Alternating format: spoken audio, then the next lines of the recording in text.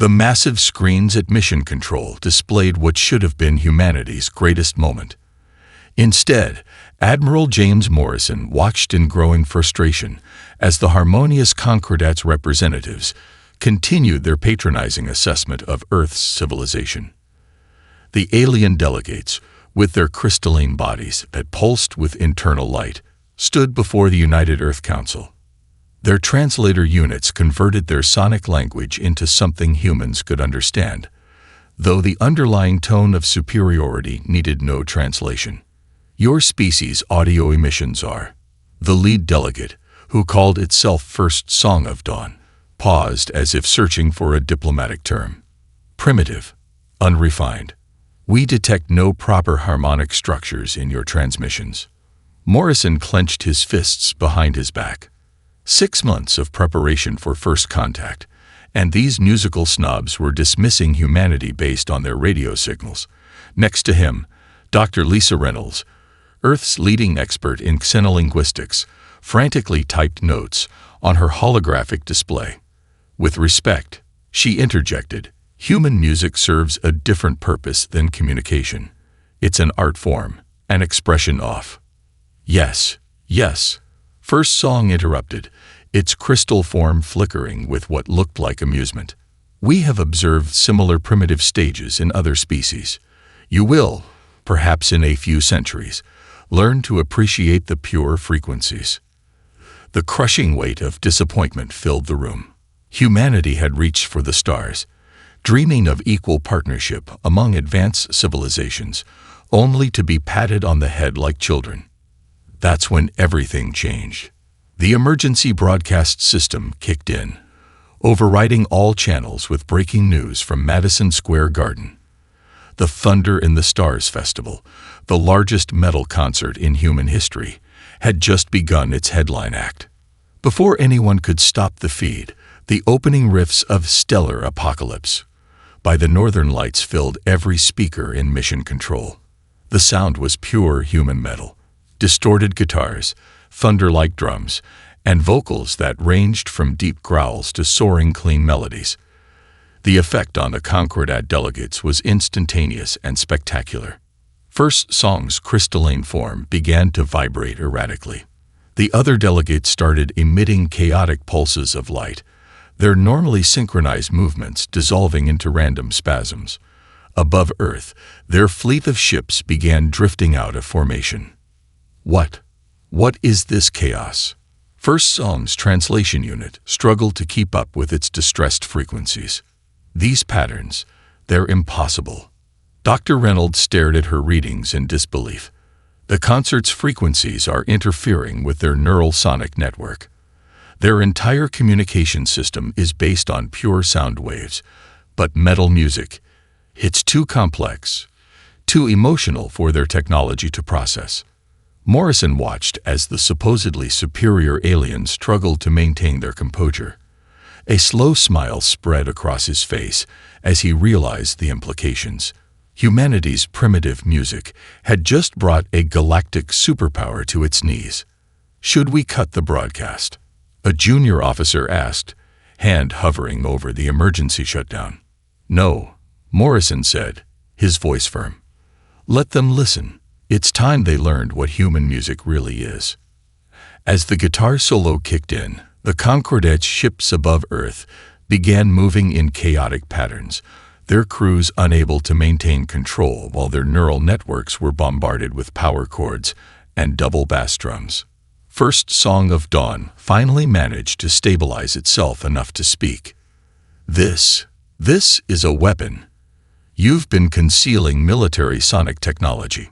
Dr. Reynolds couldn't help but laugh. No, this is just Thursday night in New York City. What you're hearing is human emotion, pure and unfiltered. We call it heavy metal.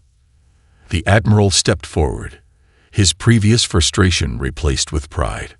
Perhaps now would be a good time to restart our diplomatic discussions, on equal terms this time. As the song's final notes faded away, the Concordat delegates huddled together, their crystal forms still trembling. They had come expecting to find a primitive species barely worth their notice.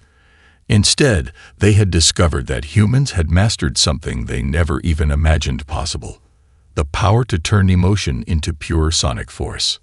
Above them, through the massive windows of mission control, the stars seemed to shine a little brighter. Humanity's first step into the galactic community hadn't gone as planned, but they had made one thing crystal clear: Earth would not be underestimated again. The age of Iron Thunder had begun. Dr. Amanda Walker stood in the underground laboratory of Project Iron Thunder, her eyes fixed on the holographic display before her. The waveform analysis of last night's concert painted the air in shades of blue and red, each spike and valley telling a story that most of her colleagues couldn't read. But she could. After all, she'd created some of those waves herself. The resonance patterns are unlike anything we've ever seen, she explained to the room full of military officials and scientists. When the Concordat uses sound, it's like drawing perfect lines.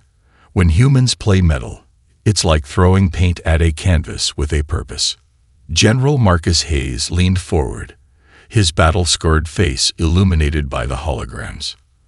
And this makes their technology malfunction because... Amanda smiled, pulling up a new display. With a few quick gestures, she overlaid the waveform of a classic metal guitar riff with the standard communication frequencies used by the Concordat. Because they never learned to handle chaos, she said, hitting a button that played both sounds simultaneously. The alien frequency distorted and broke apart when it met the guitar's distortion. Their technology is built on mathematical precision, but human metal. It's built on raw emotion, controlled chaos, and frequencies that shouldn't work together but do. She didn't tell them about her years as lead guitarist for the underground band Quantum Disruption. That part of her life was supposed to be behind her, buried under years of academic research and peer-reviewed papers. But now, those late nights in smoky clubs were proving more valuable than her doctorate. Dr. Walker, a voice called from the back. Professor Michael Thunder God Anderson stepped forward, his long gray hair and black band t-shirt standing out among the uniforms. Have you considered the quantum implications? These patterns, they're not just disrupting their communication. They're creating something new. Amanda's heart raced. Anderson was the only one who knew about her past, and the only other person in the room who understood both the science and the soul of what they were dealing with. Show them, he encouraged. Taking a deep breath, Amanda loaded a new simulation. This is what happens when we add human emotion to the equation. She picked up her old guitar, modified now with quantum sensors, and played a single power chord. The holographic display erupted with patterns that defied standard physics. The sound created ripples in reality itself, tiny tears in space-time that lasted for microseconds before healing. Holy hell, General Hayes whispered. Traditional musical theory can't explain this, Amanda continued, her fingers instinctively moving through a familiar riff. But we've all felt it, haven't we? That moment at a concert, when the music hits you in your chest and you swear you can see sound. The room had gone silent, everyone watching as her guitar's output created impossible patterns in the air. The Concordat uses sound like a tool, Professor Anderson added, moving to stand beside her. Humans use it like a force of nature. And thanks to Dr. Walker's research, we now know that the difference is quantifiable. Amanda set down her guitar and brought up the final display. Project Iron Thunder isn't just about weaponizing metal music. It's about understanding why our primitive art form can shake the foundations of advanced alien technology. She paused, looking each person in the room in the eye. The Concordat made a crucial mistake. They assumed that because our music wasn't perfect, it wasn't powerful. They never considered that we might be tapping into something they don't understand. General Hayes stood up. How long until we can replicate these effects on a larger scale? We already have a prototype, Professor Anderson said, pressing a button on his tablet. The wall behind them slid open, revealing a massive chamber. Inside stood what looked like a concert stage mixed with a particle accelerator. Quantum amplifiers lined the walls, each one designed to enhance and focus the raw power of human metal. "Lady and gentlemen," Amanda said, unable to keep the smile from her face, "welcome to the Thunderdome. Phase 2 of Project Iron Thunder begins now." As the officials filed into the chamber for a closer look, Professor Anderson held Amanda back for a moment. "They're going to find out eventually," he whispered, "about your past." Amanda watched as General Hayes examined the quantum amplifiers, her hand unconsciously moving to the guitar pick she still kept in her pocket. "Let them," she said. "Sometimes the best scientists are the ones who never stop being artists." Jack Steel Storm Thompson's fingers hovered above his modified Gibson as he watched the Shriek Empire's fleet emerge from hyperspace. The neural interface connected to his temple hummed with anticipation, converting his musical intent into weapon-grade energy. "Enemy ships within range," the tactical officer announced on the bridge of the U.S. Thunderchild. "They're charging their sonic cannons." Captain Sarah Mitchell settled into her command chair. "Status of the Metal Battalion. All bands report ready. Communications reported. Thunder platforms are charged and waiting for Steel Storm's signal."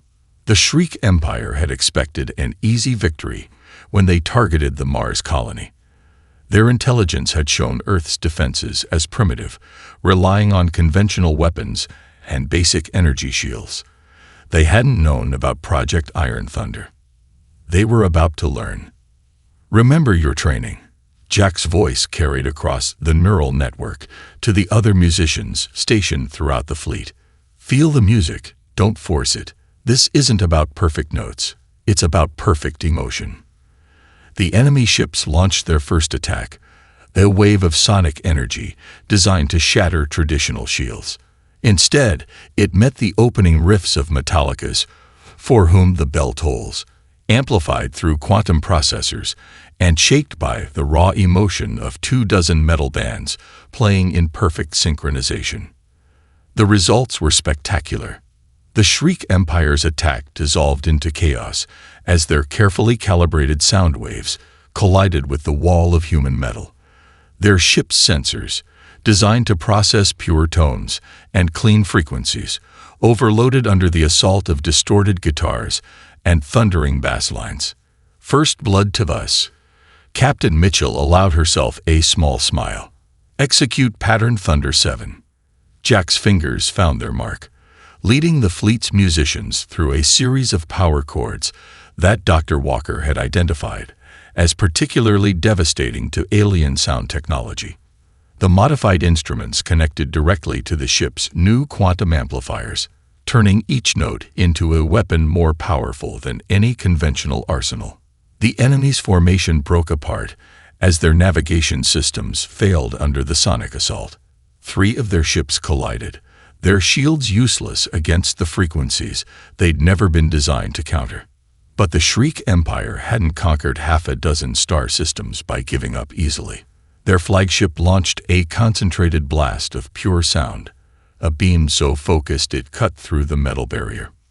"Port side hit," someone shouted. "They're adapting to our frequencies." Jack felt the ship shudder and made a split-second decision. He switched from Metallica to something the aliens couldn't possibly have prepared for. "All bands, follow my lead," he called out, his fingers already moving through the opening notes of an original composition he'd been working on in secret. The other musicians caught on quickly, adding their own elements to the improvised symphony of destruction. The effect was immediate.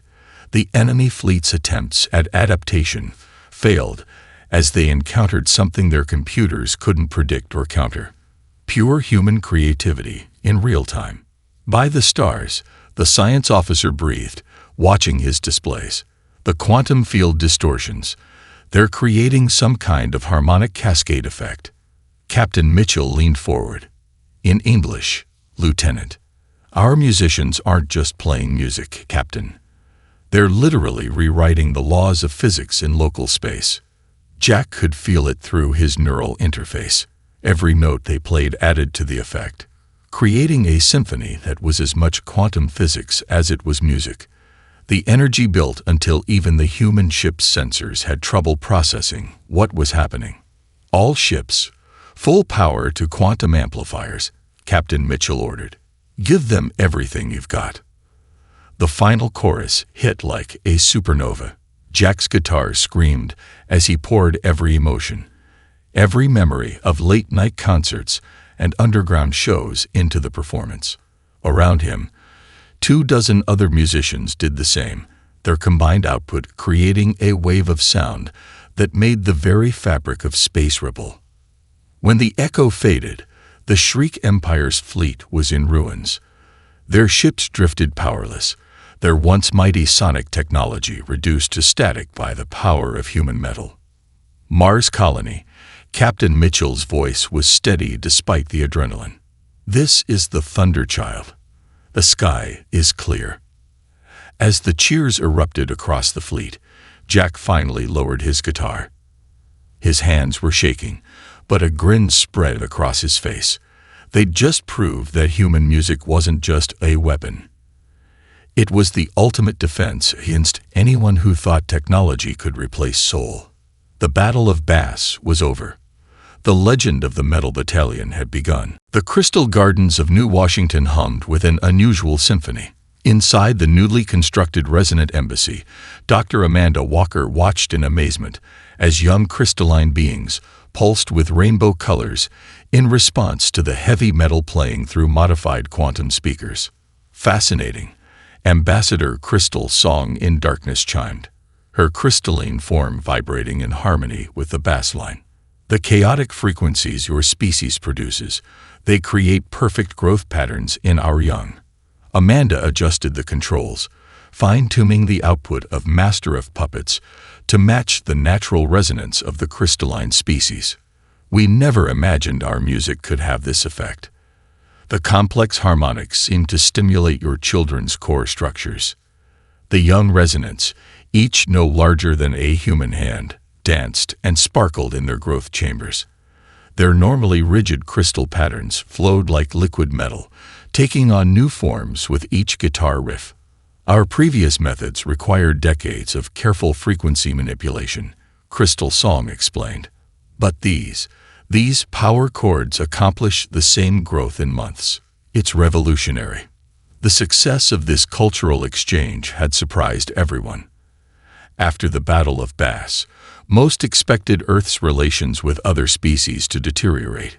Instead, the resonants had reached out, fascinated by reports of human music's unique properties.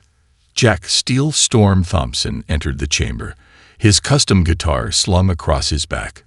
The hero of the bass battle had traded his military uniform for diplomatic attire, though he still wore his signature metal band t-shirt underneath. The festival setup is complete, he announced. Every major band from Earth has arrived, and the quantum amplifiers are calibrated for multi-species frequencies. The first Galactic Metal Festival was more than just a concert. It represented hope for peaceful cooperation between species who approached sound in radically different ways. The massive stadium built outside New Washington could hold over 1 million beings from across the galaxy. There are concerns. Crystal Song's voice took on a more serious tone. The Cacophony Collective has issued formal protests. They claim this level of sonic manipulation violates ancient treaties. Amanda and Jack exchanged worried glances. The Cacophony Collective, a mysterious group of sound masters, had maintained a monopoly on advanced sonic technology for millennia. Human metal threatened their control. They can protest all they want, Jack said, running a hand along his guitar's quantum-enhanced strings. Music isn't their property. It belongs to everyone who has a story to tell or an emotion to express. A young resonant floated up to Jack, drawn to the latent energy in his instrument. Its crystal surface reflected the guitar's metal components, creating a mesmerizing light show. Perhaps, Amanda suggested, We should give them a preview of tomorrow's performance." Jack nodded, understanding her intent. He pulled out his guitar and connected it to the chamber's quantum network. The young resonant stayed close, its structure already beginning to pulse in anticipation. The first notes rang out, clean and pure. Then the distortion kicked in, carefully controlled but raw with emotion. The young resonant began to glow, its crystal structure expanding and shifting in ways that made Crystal Song gasp. "Impossible," the ambassador whispered. "It's achieving final growth stage in minutes rather than years." Amanda's scientific mind raced with the implications. The emotional component. It's not just disrupting enemy technology. It's catalyzing natural growth processes. The chamber filled with light as other young resonants joined in, each one dancing to the music in their own unique way. Jack's playing grew more intense, his human emotions creating patterns of sound that no computer could ever replicate. Unknown to them, high above Earth's atmosphere, a cloaked ship belonging to the Cacophony Collective recorded everything. Its occupants watched with growing alarm as their worst fears were confirmed. Humanity wasn't just using sound. They were transforming it, creating something that threatened the very foundations of galactic sound control. The collective's masters knew they had to act soon, before the festival could spread this dangerous freedom across the stars. But for now, in the Crystal Gardens, hope grew stronger with every note. Tomorrow's festival would change the galaxy forever, one power chord at a time. The old Seattle Underground had seen many secret gatherings in its history, but none quite like this. Rachel's sonic fury, Martins adjusted her quantum-shielded microphone, as the hidden crowd of resistance fighters gathered in the converted subway station. The air was thick with anticipation and the lingering effects of the Cacophony Collective's harmony frequencies that plagued the surface. "How many did we lose today?" she asked her second-in-command, Alex Bast Hunter Rodriguez, who was checking the latest neural scans. 30 more up in the shopping district," he replied, his face grim. "Their harmony is getting stronger. People just stop, drop their instruments, start humming those empty frequencies like zombies." Above them, the streets of Seattle had fallen silent. No more street musicians, no garage bands practicing, no car stereos blasting metal through open windows. The Cacophony Collective's attack had been subtle but devastating, a sonic virus that made people lose interest in any music that wasn't pure and harmonious. Dr. Amanda Walker emerged from her makeshift lab, her eyes red from lack of sleep. "The good news is, we've confirmed why some of you are immune." She projected a holographic display showing neural patterns. "Look at the brain scans of our metal musicians."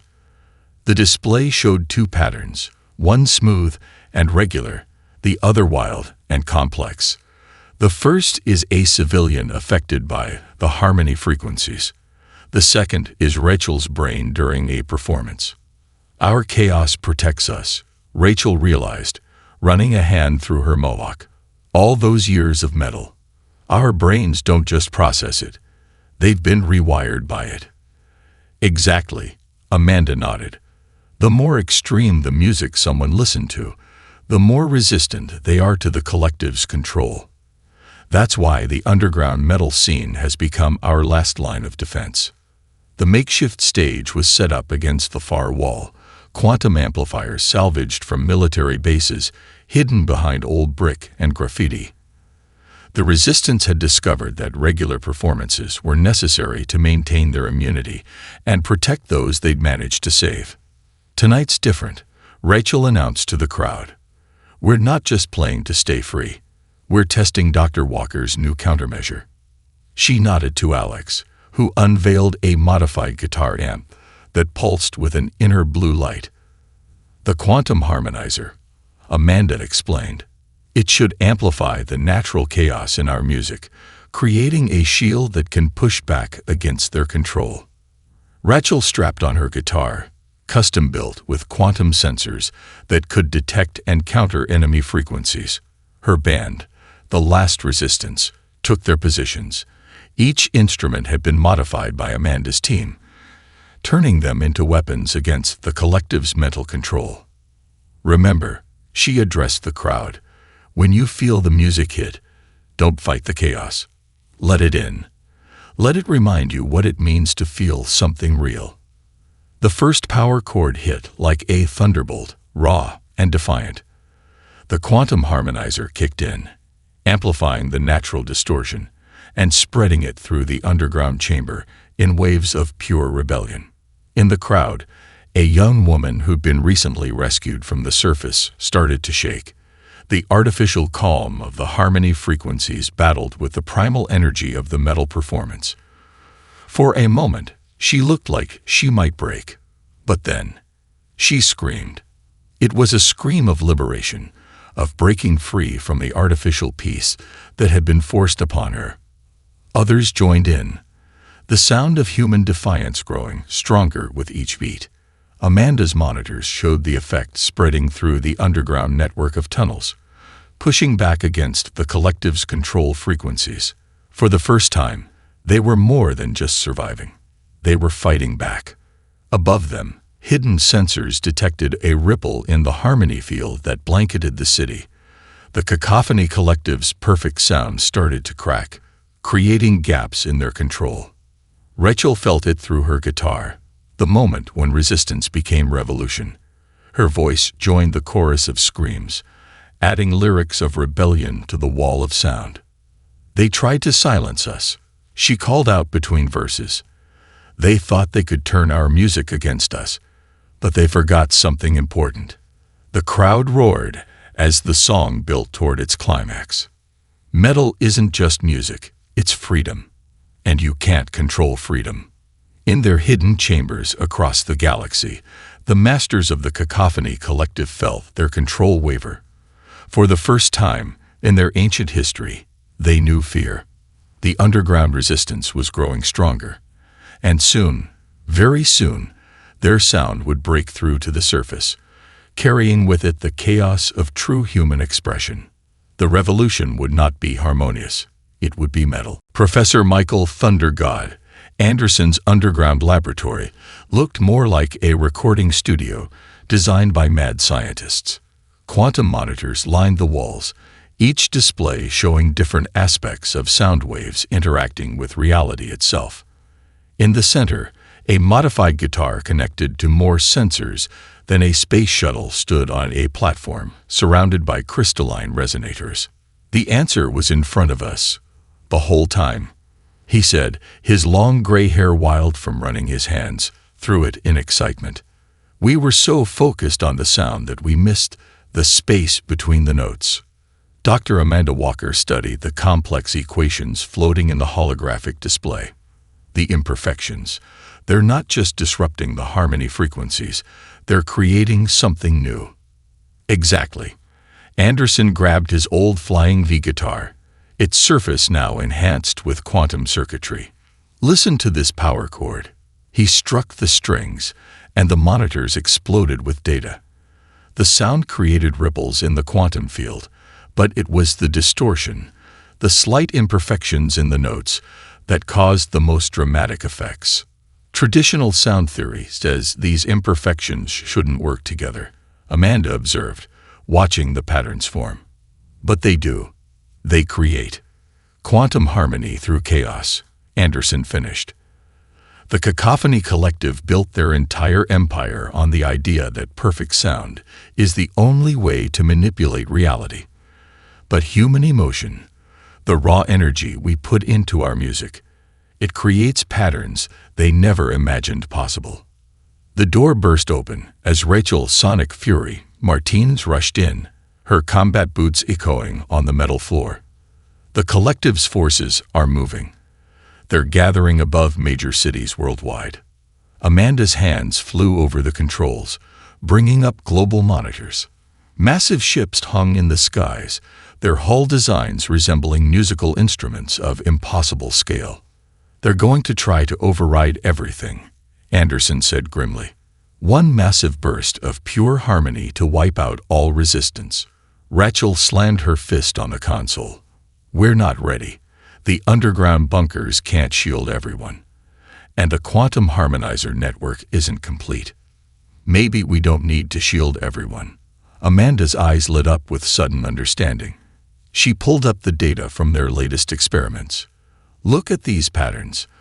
When we play with pure emotion, we're not just making sound. We're rewriting the rules of reality on a quantum level. Anderson caught on immediately. The imperfections in our music. They're like quantum encryption keys. Each one unique, impossible to predict or control. English, please, Rachel demanded, checking her combat scanner for enemy movement. Amanda grabbed her guitar. Metal isn't just about the notes we play. It's about the heart we put into them. Every bent string, every bit of feedback, every scream. They're all unique expressions of human emotion, and that's something their computers can never replicate. She played a quick riff, and the laboratory's quantum fields danced in response. See these patterns? They're like fingerprints. No two players will ever create exactly the same one, even playing the same song. And that's why their control is breaking down, Anderson added, his eyes wide with understanding. Our chaos is contagious.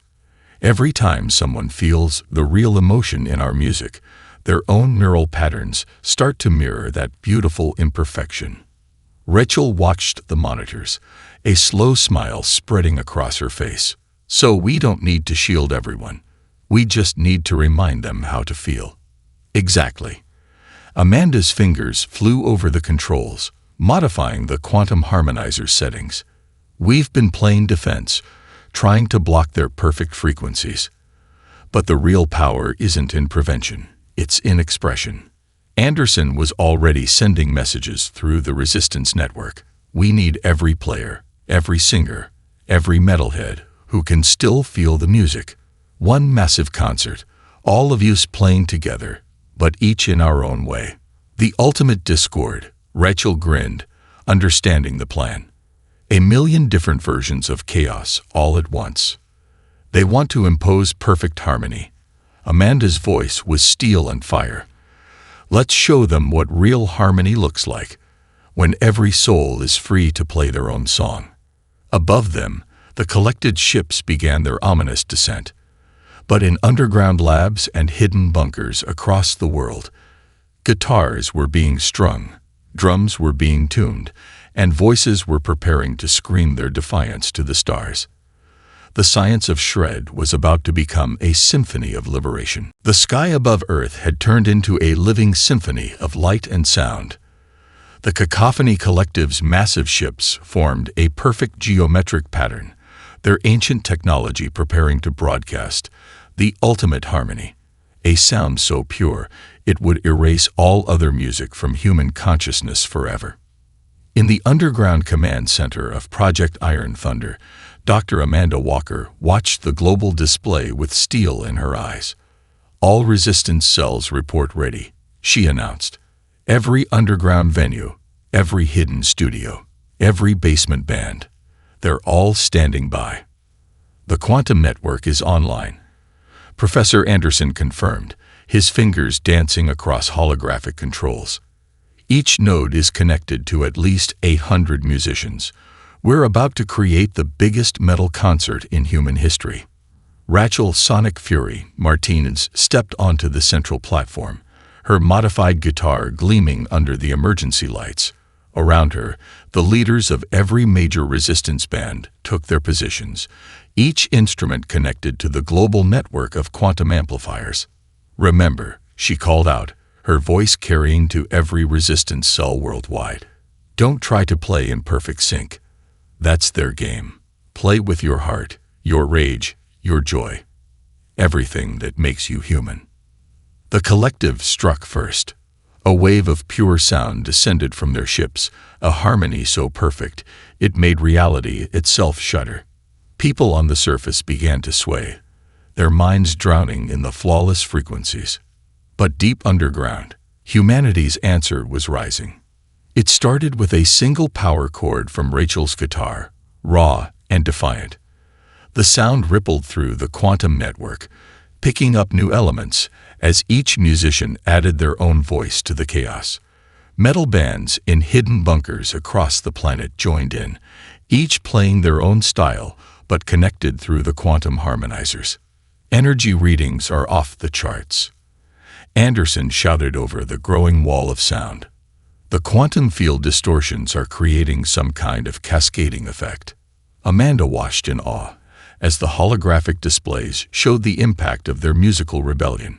Each imperfect note, each emotional scream, each blast beat created unique patterns in the quantum field. Thousands of different songs merged into a hurricane of human expression. Above ground, the collective's perfect harmony began to crack. It's working. Amanda's voice was fierce with triumph. Their control is breaking down. The chaos is spreading faster than they can compensate. The collected ships responded by increasing their power, pouring more energy into their attempt to impose perfect order. The battle of frequencies reached such intensity that the sky itself began to ripple with visible sound waves. Rachel felt the music flow through her like lightning, her guitar's quantum circuits growing hot with power. Every solo she played carried the weight of human defiance, every power chord a declaration of freedom. In cities across the world, people began to wake up. The collective's harmony still pulled at their minds, but something stronger was breaking through. The primal call of metal music, enhanced by quantum science and powered by pure human emotion. They're trying to adapt. Anderson warning cut through the thunder of music. Their ships are reconfiguring to counter our frequencies. Then let's give them something they can never adapt to, Amanda said, picking up her own guitar. Rachel, call the shot. Rachel nodded, understanding perfectly. Everyone, pour everything you've got into this next chord. Every memory, every feeling, every reason you ever picked up an instrument. Show them what music really means. The response was beyond anything they had imagined. Across the planet, thousands of musicians released their ultimate expression of freedom. Death metal growls merged with power metal solos, thrash riffs intertwined with black metal blast beats, creating a tsunami of pure musical chaos. The quantum network amplified it all, each individual voice contributing to a symphony of human spirit that shook the foundations of reality itself. In orbit, the collective's perfect formation shattered. Their ships spun out of control as the overwhelming wave of human expression crashed through their defenses. Centuries of calculated sound control crumbled before the raw power of metal unleashed. The sky exploded with light as the collective's harmony finally broke. Their ships retreated in disarray, their perfect sound drowned out by the beautiful chaos of human music. In the underground command center, Rachel played the final power chord of the battle. As it faded, she looked at the global displays showing celebrations erupting worldwide. Now that, she said with a fierce grin, was one hell of a concert. The Symphony of Destruction had become an anthem of liberation, and its echo would ring through the galaxy forever. 1 year after the Battle of the Symphony, the new Global Metal Academy stood as a testament to humanity's sonic revolution. The building itself was a merger of architecture and musical expression, its quantum-enhanced walls designed to resonate with every performance within. Dr. Amanda Walker stood in the main auditorium, watching as students from a dozen different species practiced together. A young resonant crystal being floated near a human guitarist, their combined frequencies creating patterns of light that danced across the ceiling. Still hard to believe sometimes, isn't it? Professor Anderson asked, coming to stand beside her. His legendary flying V guitar was now displayed in the Academy's museum, though he still taught advanced quantum harmonics to selected students. That the galaxy's most prestigious music school started in underground bunkers. Amanda smiled, watching a group of crystalline students attempt their first power chords. Or that we turned metal into a recognized scientific field. Both, he chuckled. Though I think the Harmonious Concordat is still trying to classify it as controlled sonic chaos in their official documents. The academy had become more than just a school. It was a symbol of how far they'd come, a place where the line between science and music blurred into something entirely new. The quantum amplifier technology that had helped save Earth was now being used to create new forms of musical expression that no one had ever dreamed possible. Rachel, Sonic Fury, Martins burst through the doors, her combat boots replaced with professor's credentials, but her mohawk still proudly spiked. "You two need to see this," she said, excitement clear in her voice. "The advanced class is about to try something new." They followed her to the quantum performance chamber, where Jack Steel Storm Thompson was setting up with a group of mixed-species musicians. The former war hero now spent his time teaching combat metal history and advanced sonic warfare theory to eager students.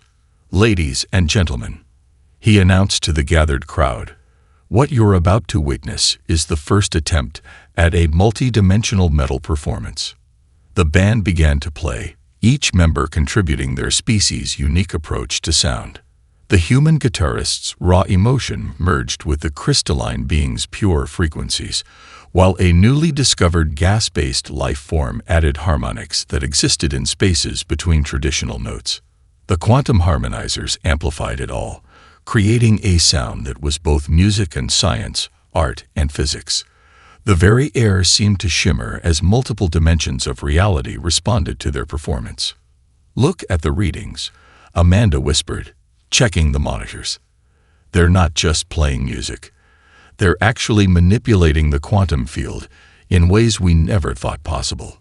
Above the stage, reality itself began to dance. The combined power of multiple species approaches to music created visual effects that stretched beyond normal space-time. Students watched in awe as their performance literally opened windows into other dimensions. "And to think," Anderson said softly, "the Cacophony Collective wanted to stamp this out. They never understood that true harmony isn't about control. It's about freedom to express." Reports had come in from across the galaxy.